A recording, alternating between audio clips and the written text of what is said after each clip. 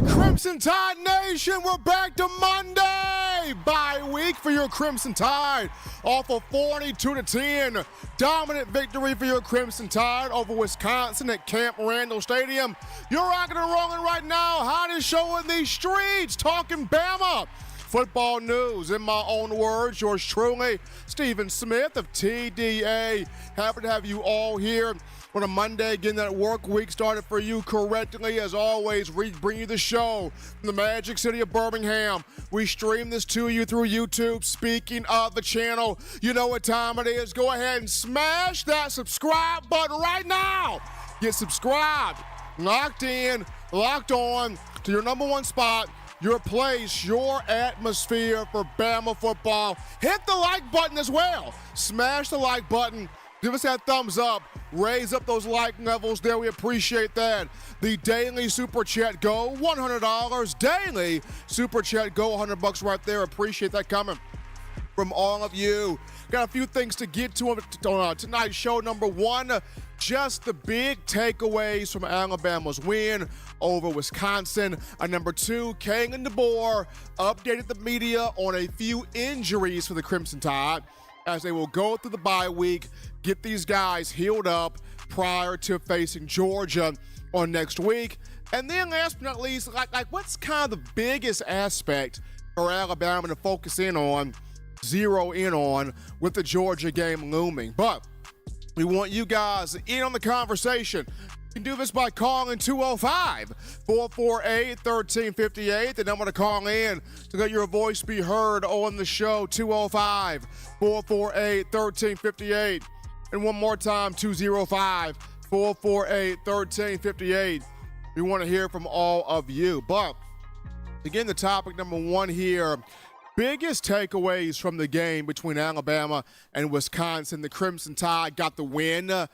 Kang and DeBoer gets a huge victory on the road. Camp Randall Stadium in Madison, Wisconsin. Bama improving to 3-0 on the year. Did not move up in the AP poll as it still ranked at number 4. But Bama got the job done. Dominant game. We saw, offense. We saw the offense look good.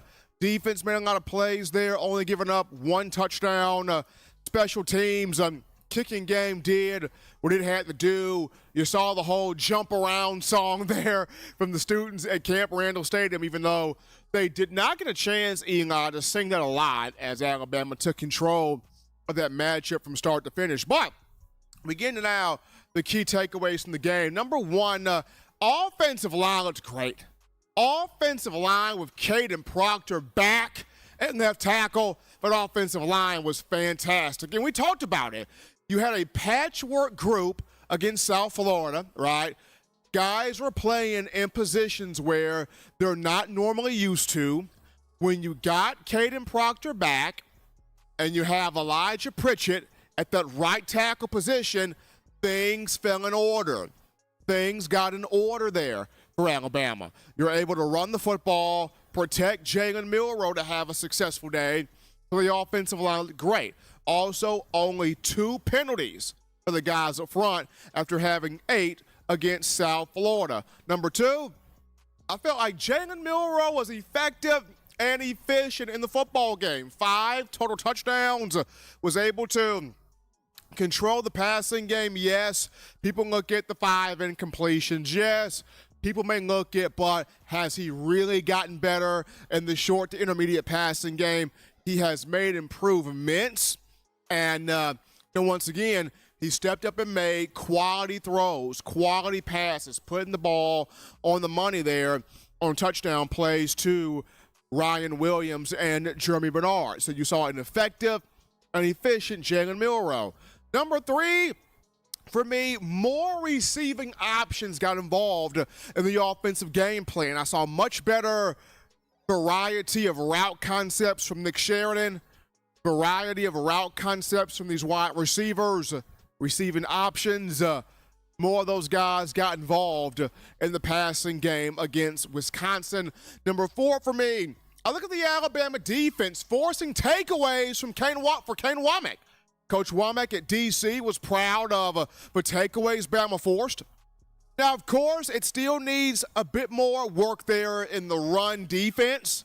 The Badgers were able to rip off through a few key runs in the matchup, but you did get turnovers. You got takeaways. That was big there for Kane Womack. And number 5, in the kicking game, James Burnup is doing a phenomenal job flipping the field. He is having a Ray Guy Award type year early in this 2024 campaign for Alabama. But getting off to Caden Proctor, I mean, it looked good.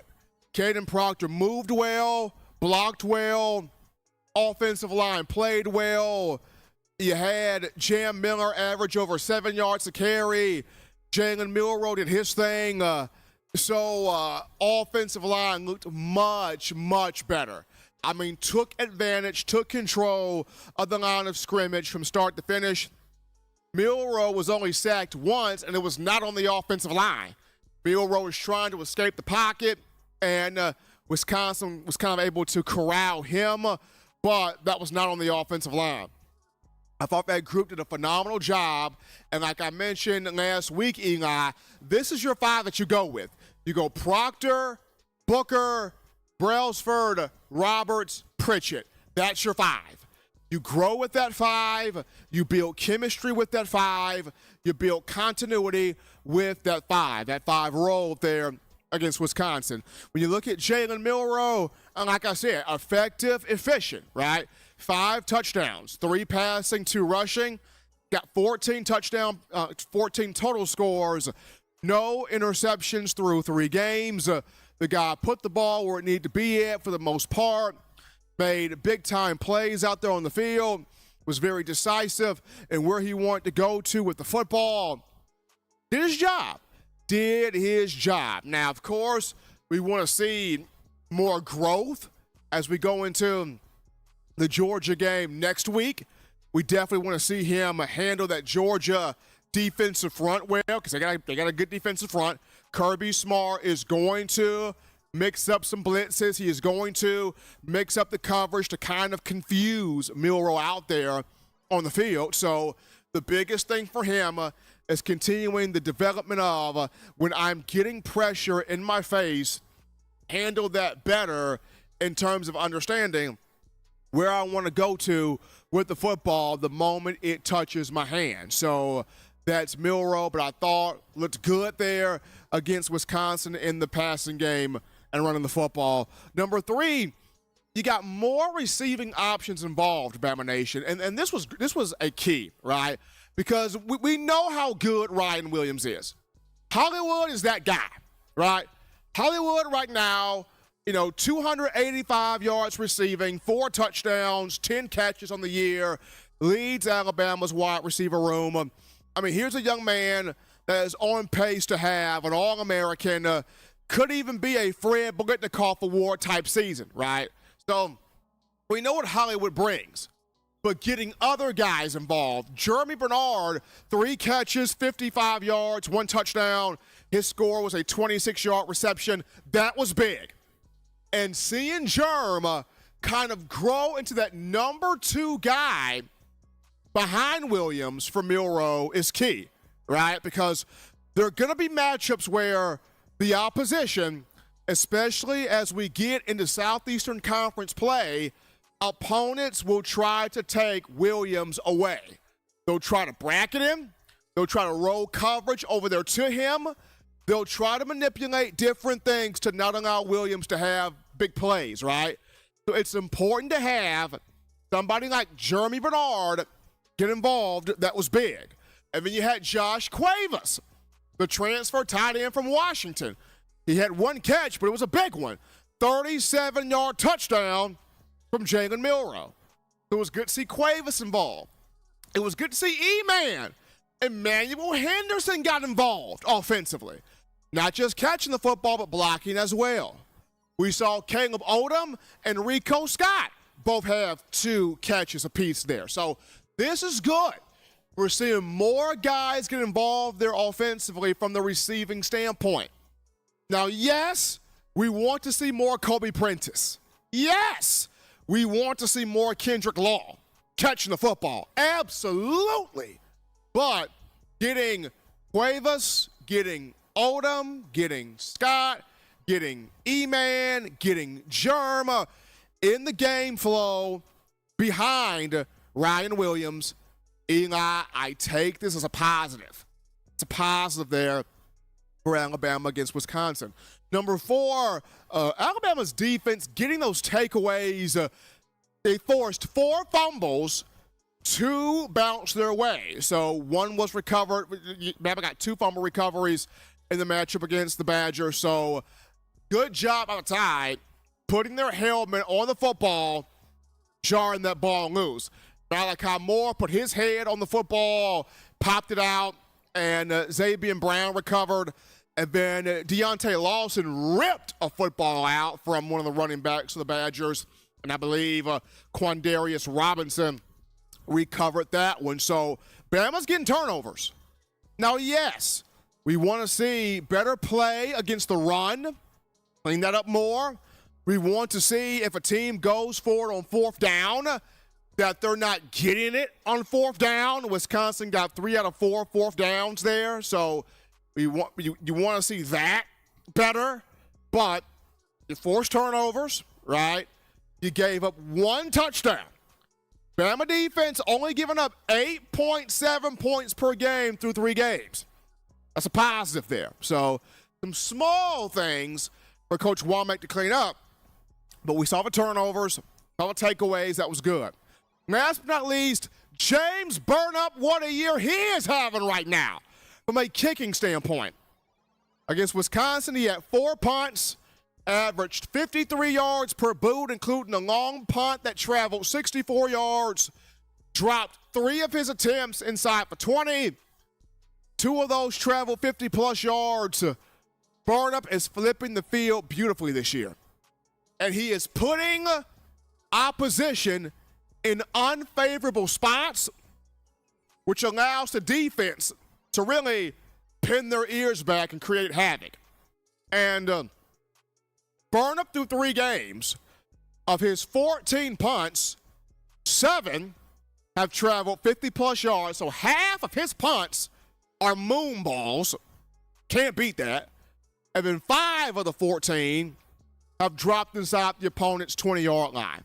This is really good for James Burnap. And after we did not see J.K. Scott win the Ray Guy Award during his time in Alabama, we saw J.K. get flat robbed.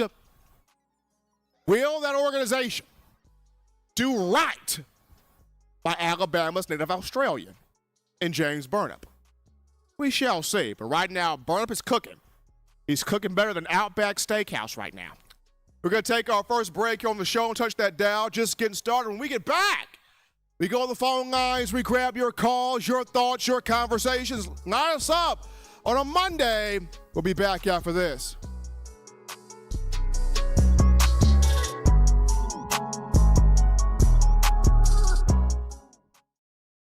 TDA Plus is the all-new Ultimate Alabama Football Package, perfect for any Alabama football fan. Not only do you get subscriber-only articles where you can stay up to date on everything that's going on with Alabama football, you also get our brand new video hub that features many podcasts and shows, including Steven's Report with Stephen M. Smith. With over 15 years of covering Alabama football, you get trusted information as Stephen goes in person to see the team, come back and break down to you what he saw live in person. You also get the Way It Is podcast with Stephen M. Smith, where he tells never-heard-before stories and crazy situations that happened during his 15-year tenure of covering Alabama football. You also get Justin and Dex, where they break down recruits like you've never seen it before, with exclusive behind-the-scenes information and exclusive interviews with recruits. You also get Justin's Recruiting Bites with Justin Smith, where you get the best up-close and personal recruiting information and even talks to you while he's on the road going to recruiting events. Alabama fans, you don't want to miss this huge offer for a jam-packed experience for only $7.95 per month. Visit touchdownalabama.com and become a TDA Plus member today.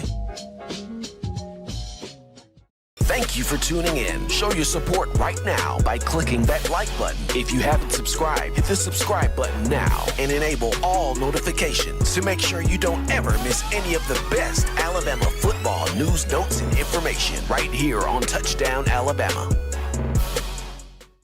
All right, Bama Nation, we're back rocking and rolling to the action from the break on a Monday, getting that work week started off for you correctly. Bama on a rest week, bye week this week, but from the hottest show on the streets, number one forum for Bama football news, in my own words, yours truly, Stephen Smith of TDA. My man Eli Walker in the production room. Gotta show some love right now for Jimmy! Cash Money! Clay! Dropping in! That Benjamin Franklin! That $100! Let's roll with it! In the Super Chats, Jimmy Clay. Appreciate that, and behind him, we got DP, not Dr. Pepper, but Don Parker with that $20 donation. Putting the love there. And the half us here at TDA, we hit that goal, baby. That daily Super Chat goal of $100 with the $120.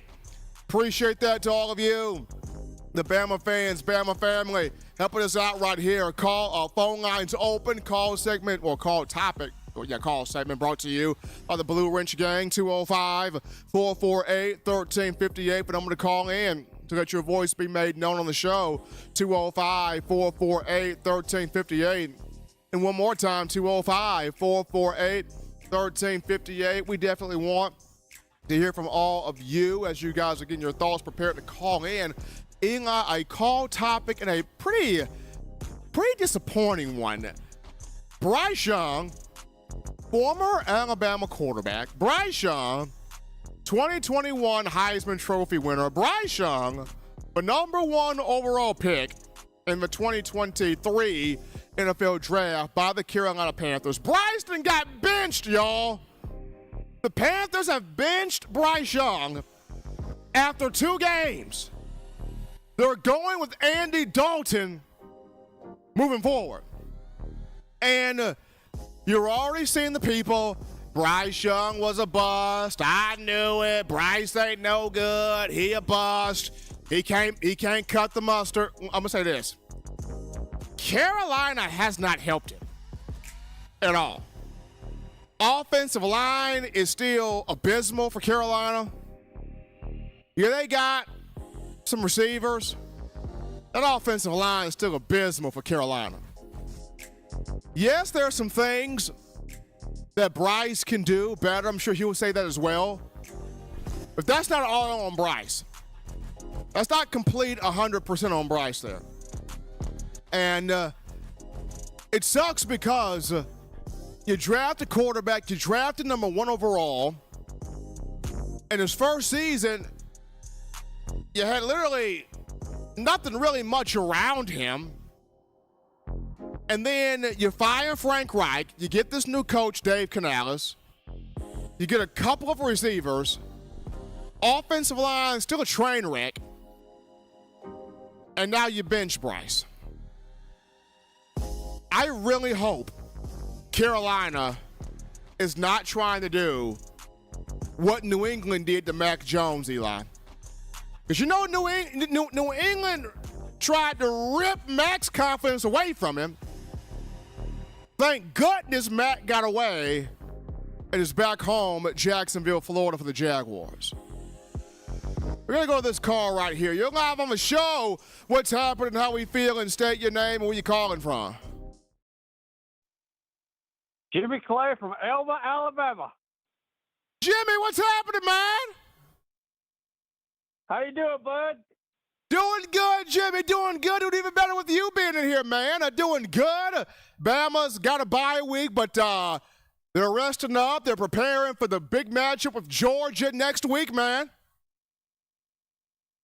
Absolutely.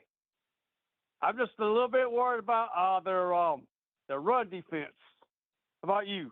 I think, Jimmy, that's the main thing that Coach Kane Womack, as the defensive coordinator, will have worked on this week, especially Wednesday. I know Coach DeBoer giving the guys Monday and Tuesday off to today and Tuesday off to kind of rest up and get healed up and do some school things. But come Wednesday, they'll be back on the practice field. So I think cleaning up that run defense, getting guys to fit their gaps better, smoother, and setting that edge better on the outside, that's what Coach Womack is going to have these guys doing starting Wednesday. Absolutely. I'm excited, man. This team is going to be awesome. They really are.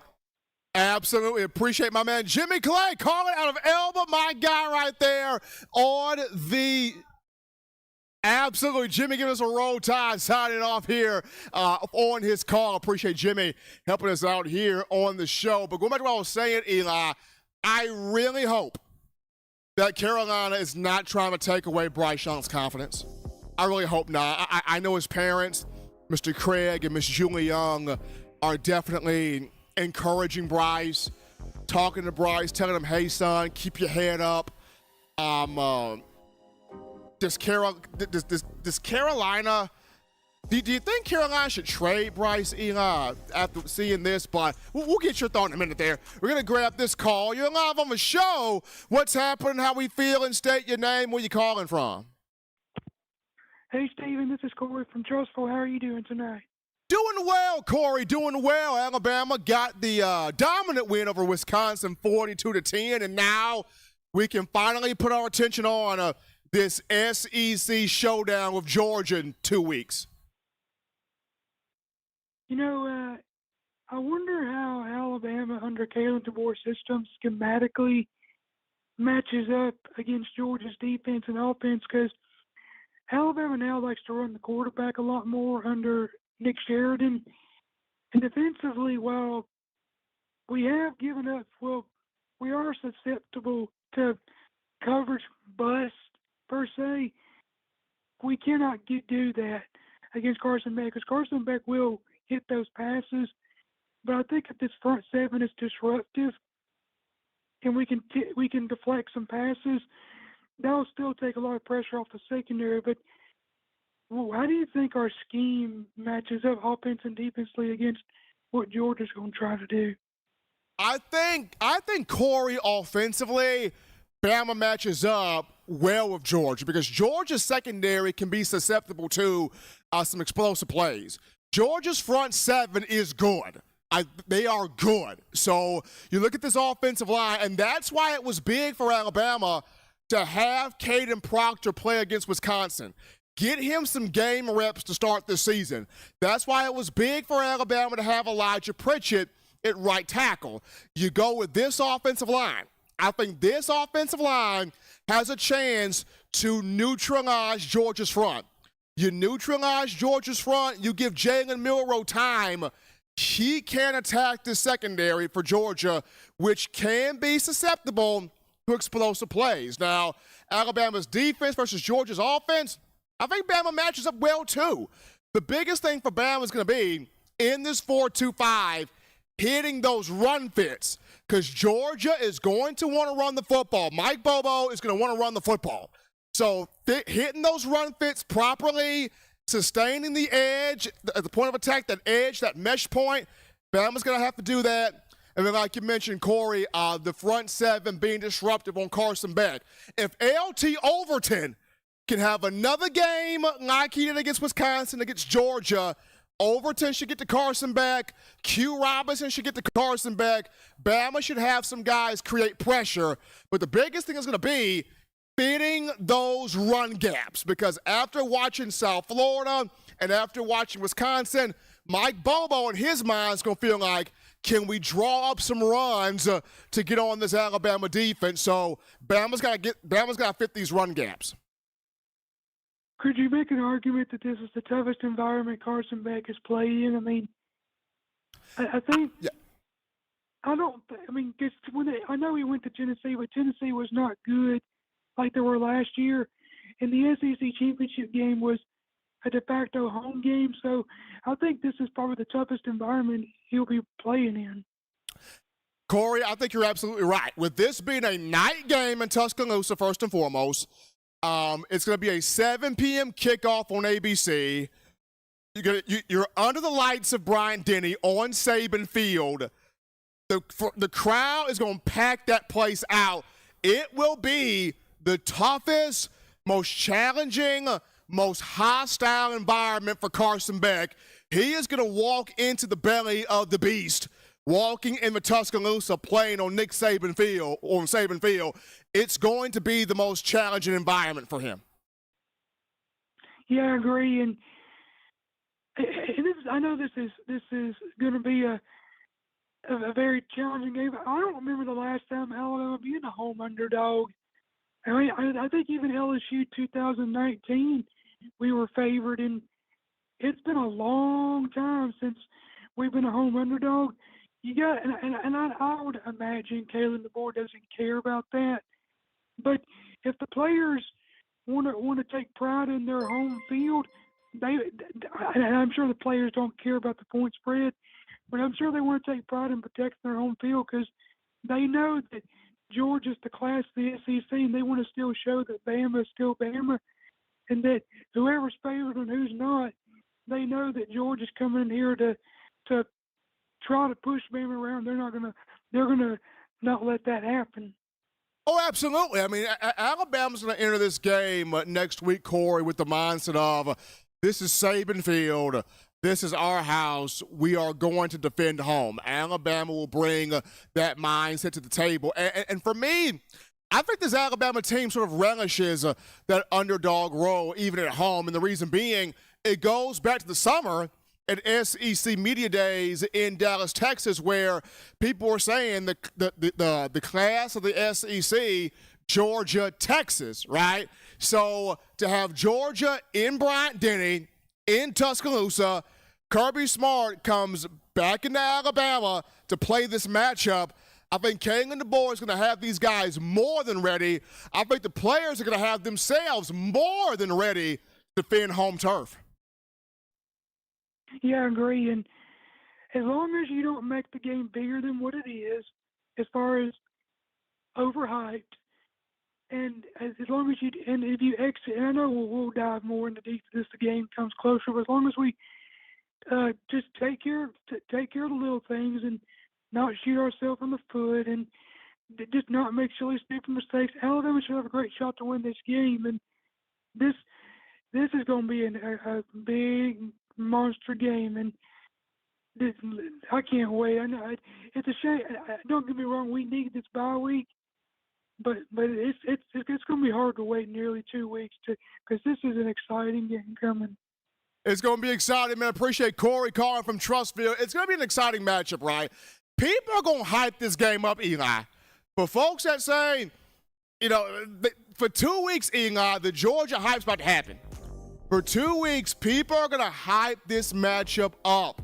You got Georgia, you got Alabama. You got Kirby Smart coming into Tuscaloosa next week. You got, can Kirby get a win on Saban Field, right? You know Nick Saban's going to be at that game. You know Miss Terry's going to be there, right? Can Kirby get a win on Saban Field? There are going to be so many storylines going into the matchup. So I'm excited. I'm pumped up. But right now, you got to get through the bye week first. Get through the bye week. Make sure everybody's good. Everybody's focused. Everybody's clean to go. But we're taking a break here, folks. Want to touch that down upon our return. We get into Kalen DeBoer updated some injuries today for Bama players. But a lot of these things, positive things, that Alabama very hopeful to have these guys against Georgia next week. We get into the injury report, half of this.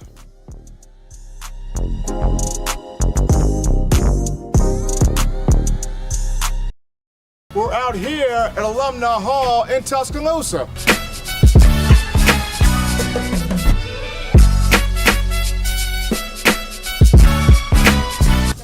Oh yeah, this. Oh, no.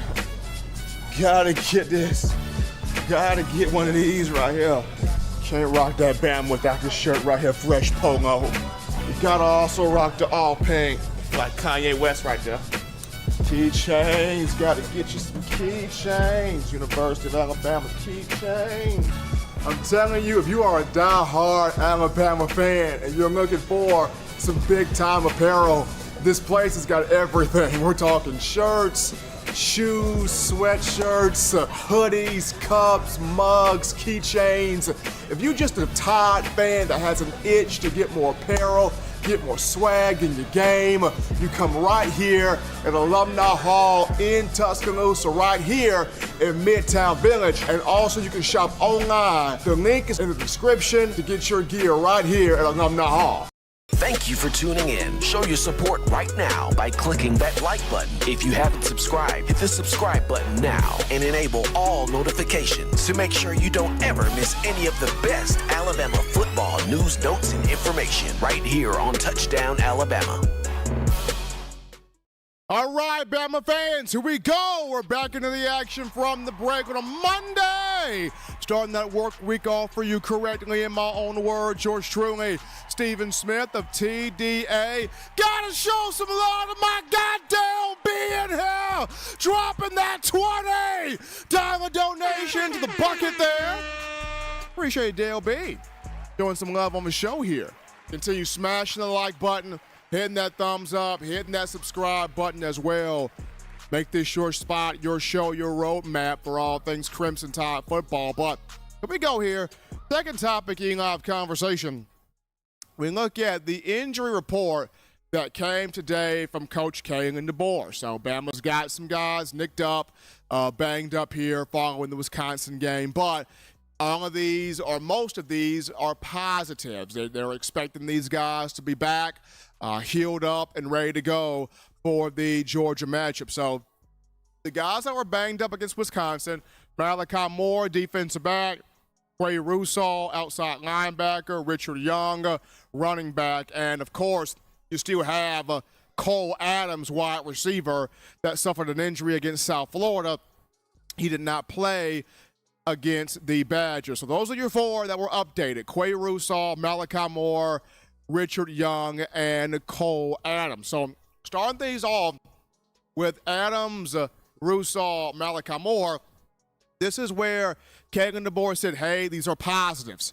He sees a lot of positive from Cole Adams working back from the arm injury against South Florida. He'll be able to do we'll see how much he'll be able to do starting Wednesday of this week. So he was able to get some things, the latter portion of last week prior to the Wisconsin game. So we'll keep our eyes on how much he'll be able to do this week, but a lot of positive there for Cole Adams. When you look at Malachi Moore, took a hit to the head there against Wisconsin, popped off the field, went to the locker room. They started the whole concussion protocol with him, but positive with him. He's looking okay, should be fine, should be good to go there against Georgia as they continue to rest him up and get him prepared. And then Quay Russaw had a lower body, lower leg injury. I believe it may have been an ankle issue there. Very positive with him. Couple of days after the Wisconsin game, seemed to be doing a lot better. I think Alabama will just keep him off of that ankle for the first 2 days and then try to work him in, Wednesday, Thursday, Friday to a couple of practices, a couple of looks, but get him rested, get him prepared to face Georgia because you're going to need Quay. You're going to need Quay Russaw against the Bulldogs. So happy that everything is fine with him and all three of these players, I might add. But Richard Young, the redshirt freshman running back, he's the one that's continuing to be evaluated. Kalen DeBoer not quite sure about Richard Young just yet. And that's the question.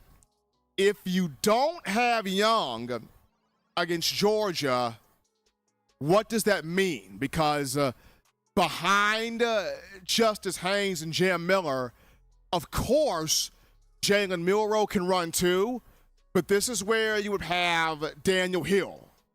Alabama's coaching staff really seems to like Daniel Hill, the young man, freshman from Meridian, Mississippi. He would get a lot of work against the Dogs, or some work against the Dogs, if Richard Young cannot go. And then you have Kevin Riley, also homegrown talent from Tuscaloosa County High School. He would get some burn as well. But I think more so Daniel Hill than Kevin Riley, but we'll see. As of right now, according to Coach DeBoer, Richard Young is the one that they're not quite sure about at this time. A lower leg injury for him, still being evaluated. But that's just the injury report there for Alabama coming off the game against Wisconsin. We're going to take another break here, folks. Don't touch that dial. When we get back, we return to the phone lines because we want your calls. We want your energy. We want your enthusiasm. Bring it on in here. We get to you, the Bama family, right after this.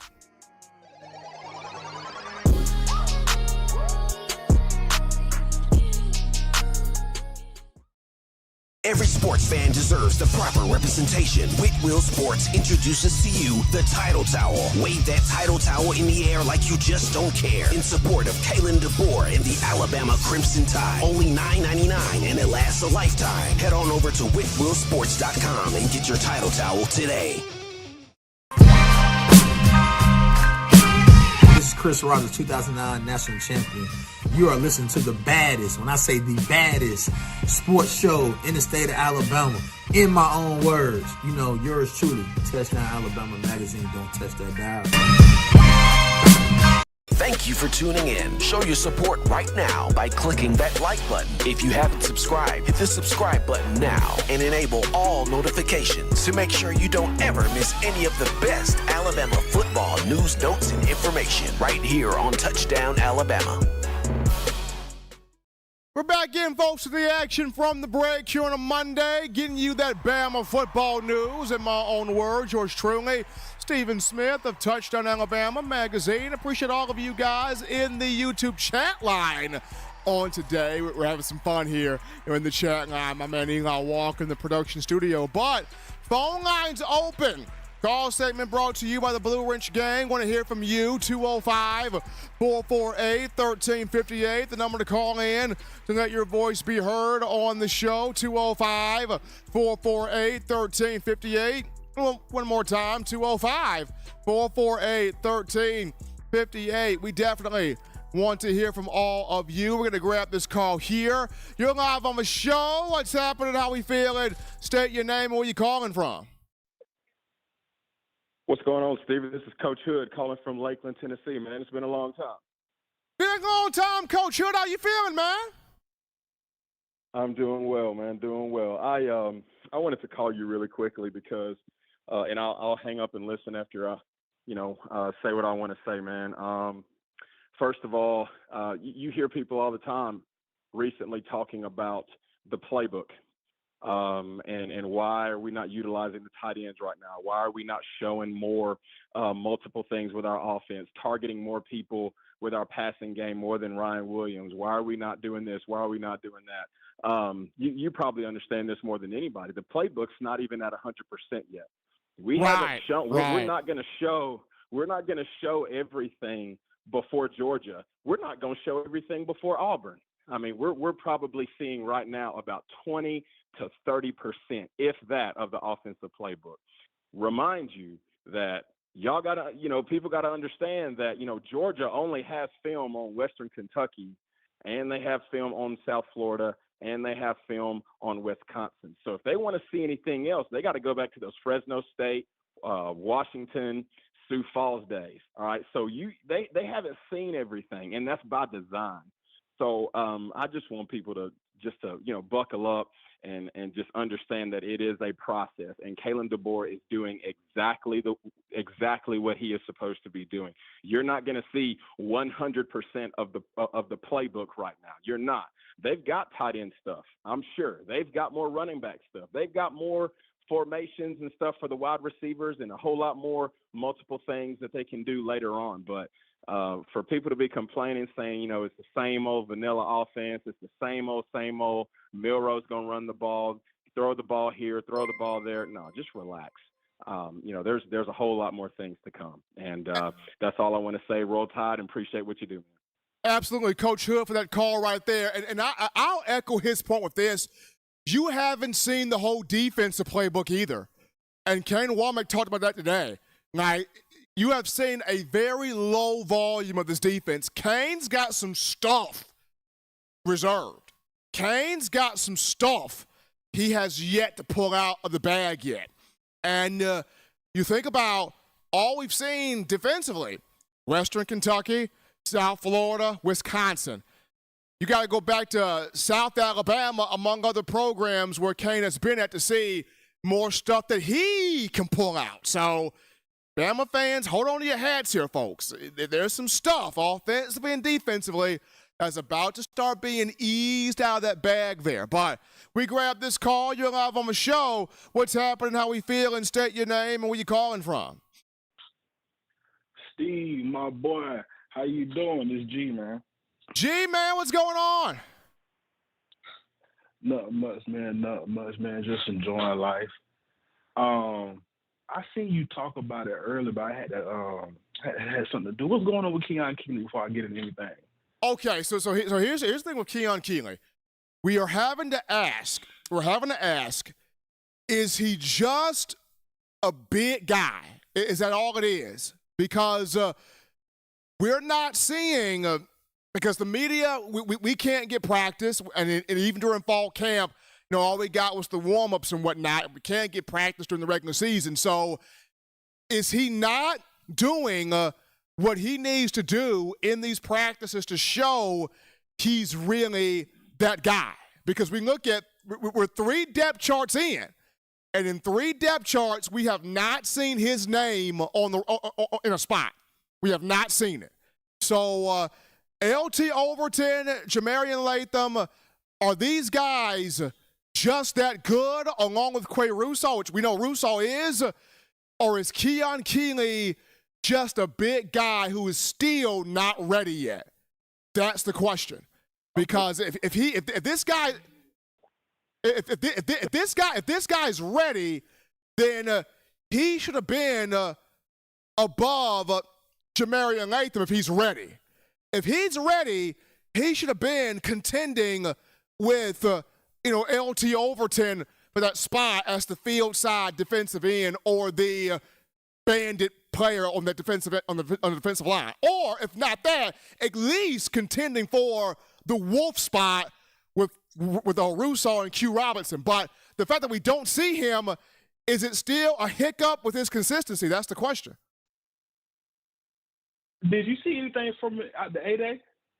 From the A-Day, I mean, there may be 1 or 2 things that he did that looked good, but at the same time, you go to fall. Making sure he was there. I was just making sure he was there. Okay. I mean, he was there, and then through fall camp, there was 1 of the 2 things, but we still have not seen that I'm here moment from Keon Keeley, I am the 5-star that you guys got from Tampa, Florida. And to be honest, sometimes it takes people longer.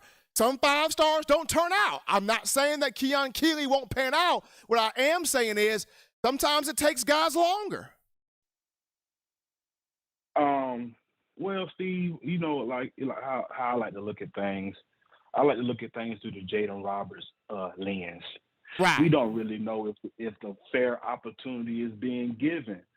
It probably is. It's probably not, but you know how I feel about the boy right now. I don't like how number 5 is out there over my boy Kobe.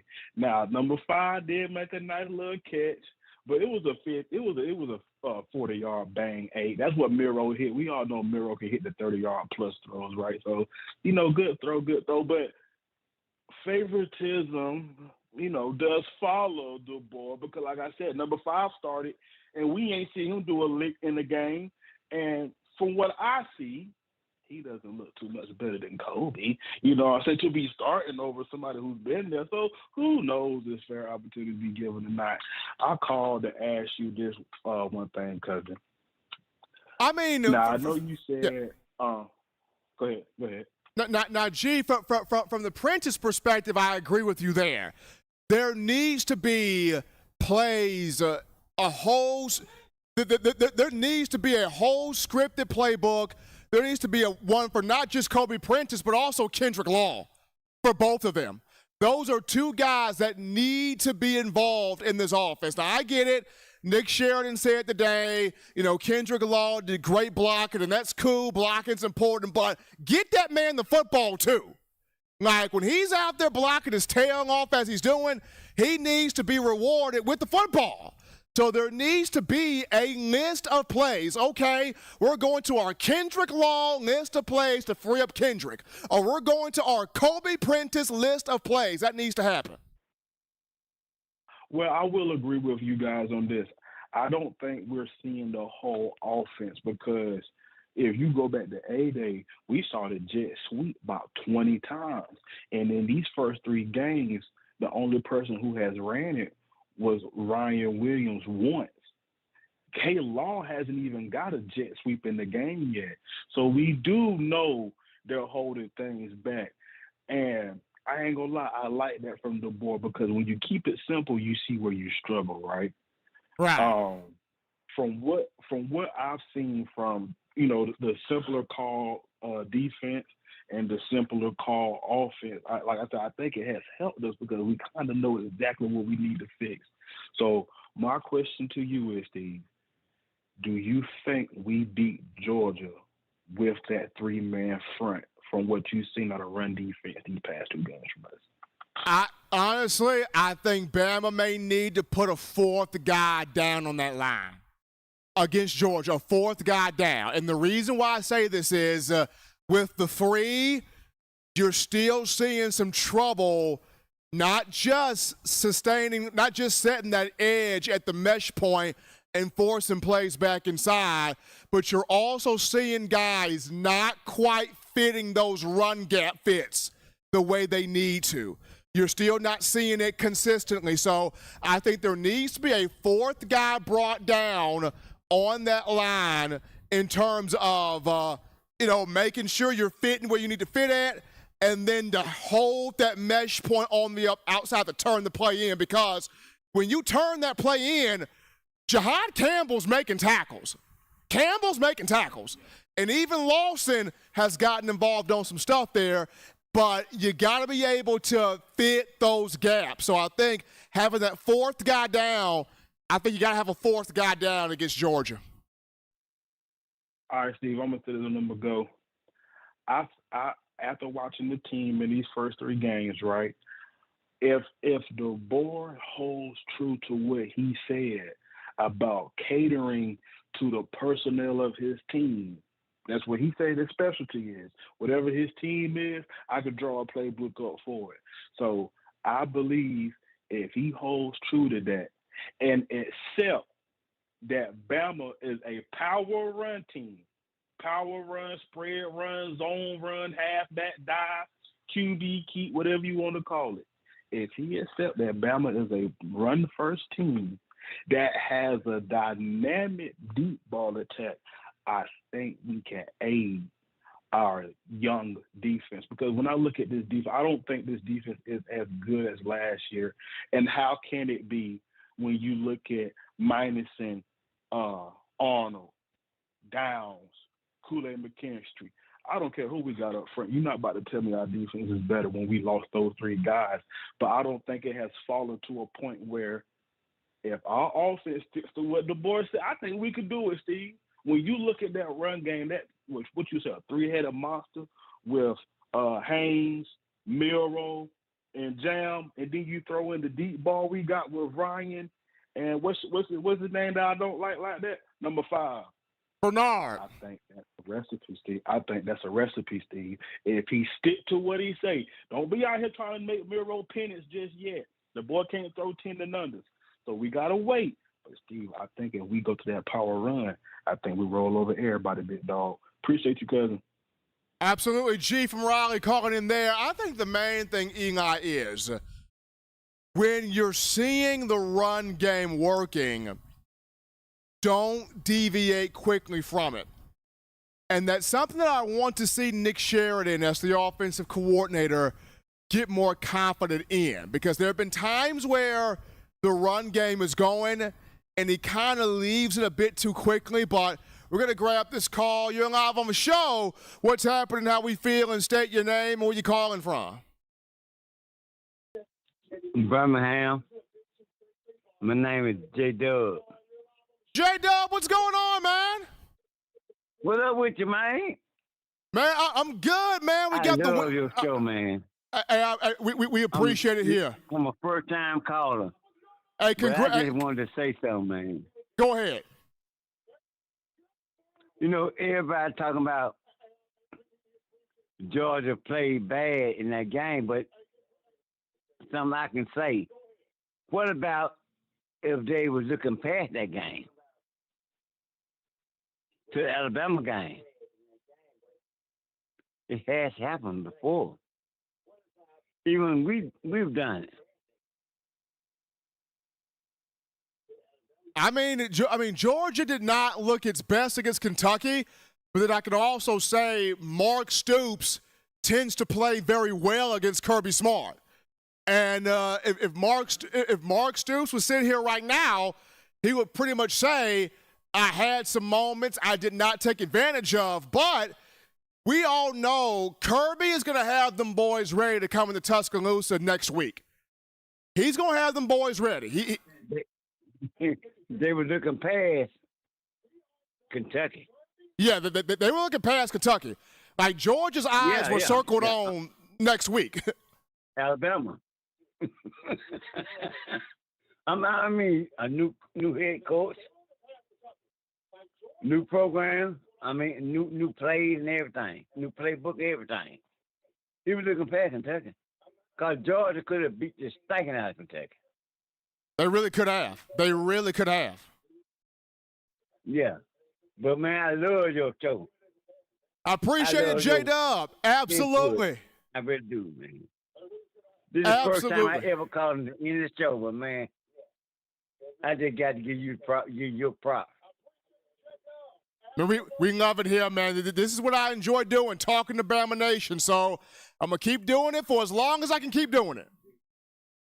I enjoy listening to you, bro. Absolutely. My man. Absolutely. J-Dub, you too, man. You too. Appreciate J-Dub calling in from Birmingham, giving us his thoughts on the show. And, Georgia struggled with Kentucky. Yes, they did. But we also know that this is the same Georgia that a lot of the players more than likely had their eyeballs fixed on Alabama. We know that Kirby Smart is going to have that team prepared to take on the Crimson Tide next week.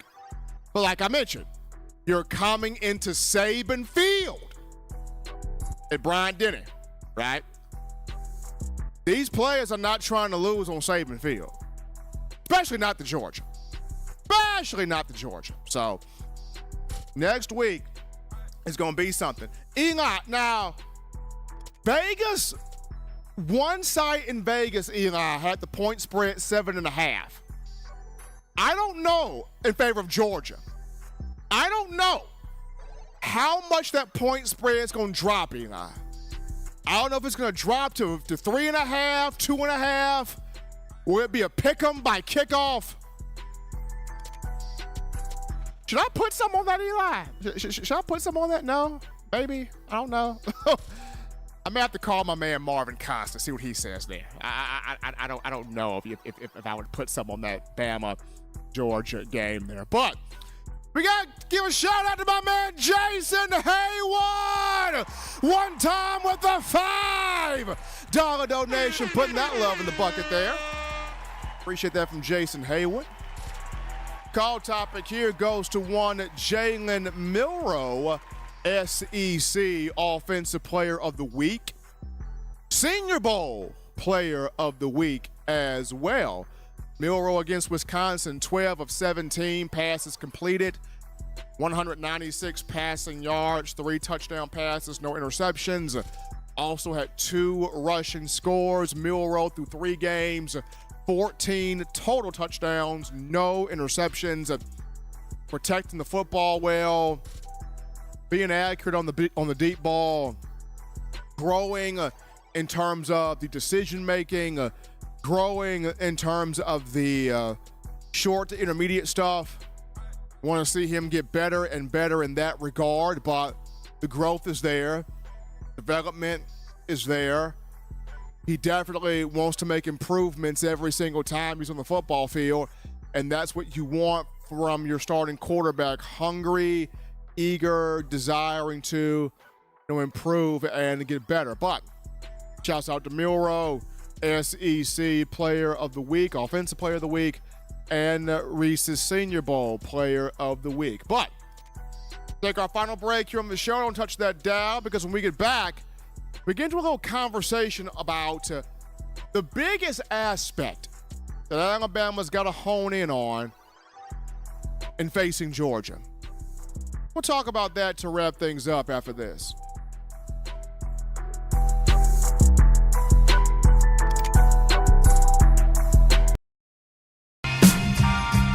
I'm Malachi Moore, and you're watching In My Own Words with Stephen M. Smith on Touchdown Alabama YouTube channel. Thank you for tuning in. Show your support right now by clicking that like button. If you haven't subscribed, hit the subscribe button now and enable all notifications to make sure you don't ever miss any of the best Alabama football news, notes, and information right here on Touchdown Alabama. What's going on? This is Benny Bice. I'm the founder and owner of Touchdown Alabama. And you guys are supporting one of the only independent outlets covering Alabama football today. No other sports, no networks, just Alabama football. Roll Tide Roll. All right, folks, here we are back into the action from the break here. Number one ticket for conversation. Talking Bama football in my own words. Yours truly, Stephen Smith of TDA. Got my man Eli Walker in the production studio. Appreciate all of you helping us out here to make this your show here on a Monday. Final discussion here, Eli. This one's interesting.